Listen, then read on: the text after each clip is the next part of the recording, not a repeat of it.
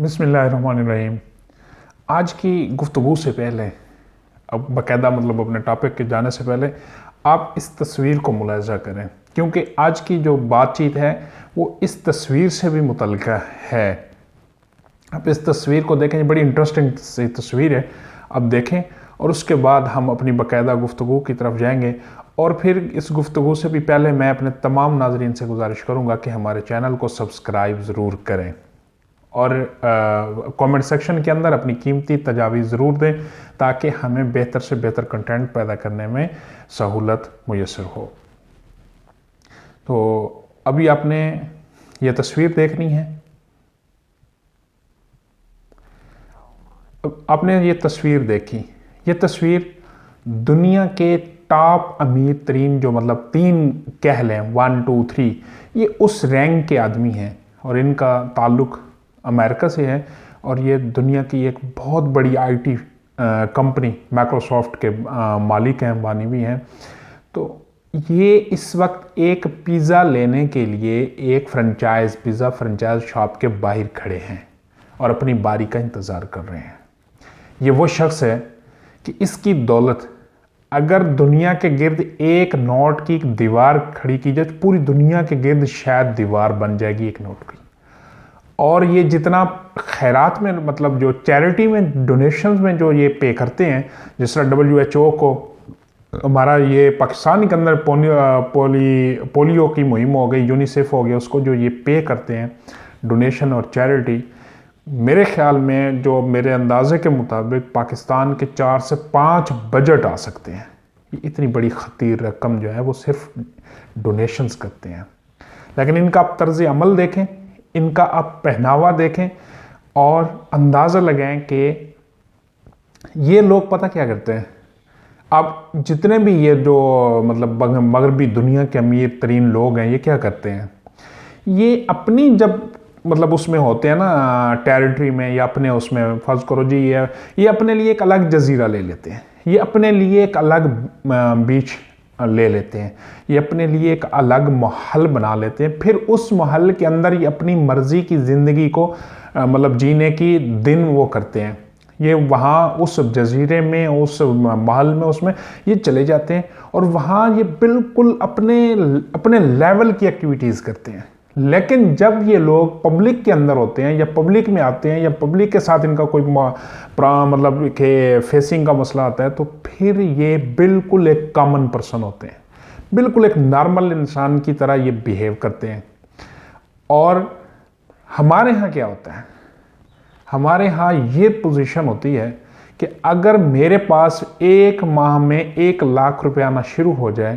تو میں سب سے پہلے اپنے عزیز و اقارب دوست ان میں اترانا شروع کر دیتا ہوں۔ میرا رنگ ڈھنگ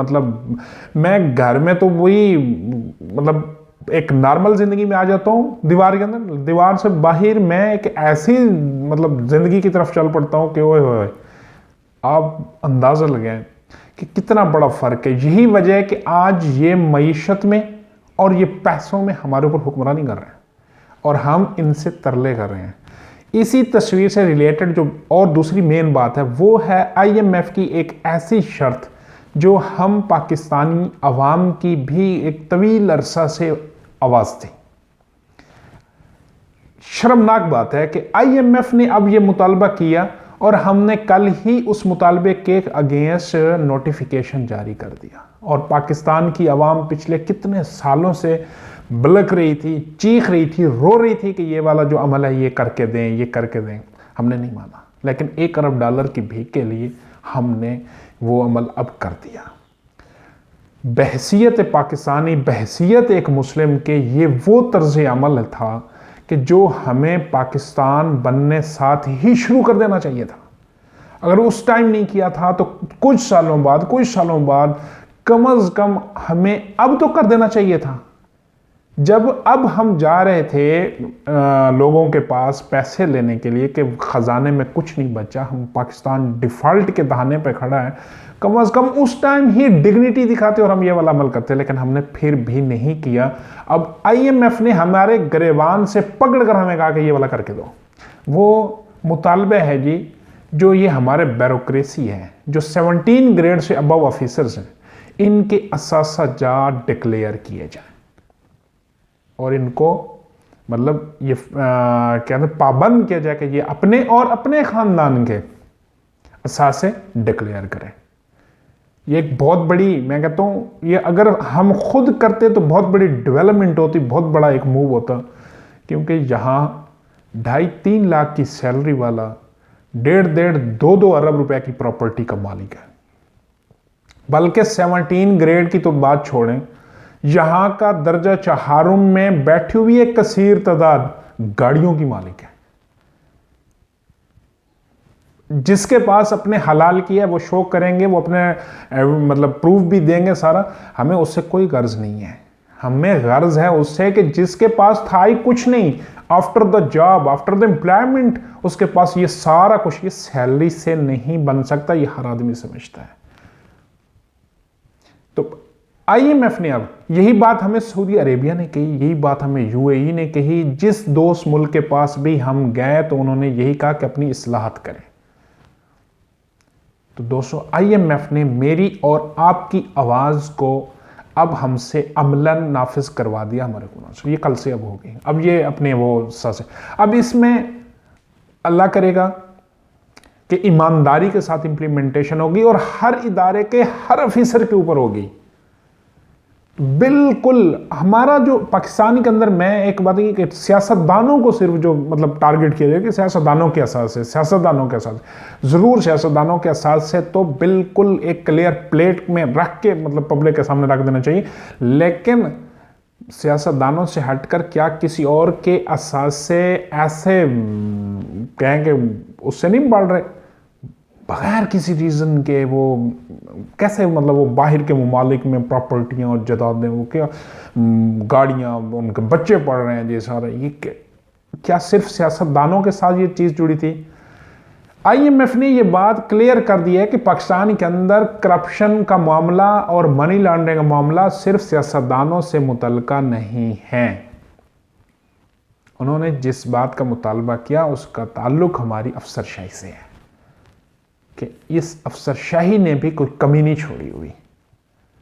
میں سارے افسران کو جو اس میں ایماندار ہیں، جو محنتی ہیں، جو اپنے اس کے ساتھ،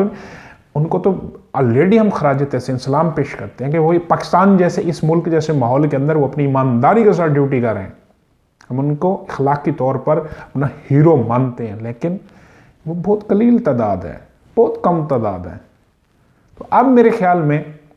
یہ چیز اگر ریل اس کے اندر یہ فیکٹ کے اندر یہ ہو گئی، پہلے میں نے آپ کو ایک تصویر کا ذکر کیا، وہاں دیکھیں وہ قانون کے کتنی مطلب وہ رکھتے ہیں، پاسداری رکھتے ہیں کہ اگر وہ چاہیں تو ایسی فرنچائزز، پیزا فرنچائزز وہ لاکھوں خرید لیں، کھڑے خرید لیں، فرنچائزیں خرید لیں، پیزا نہیں، لیکن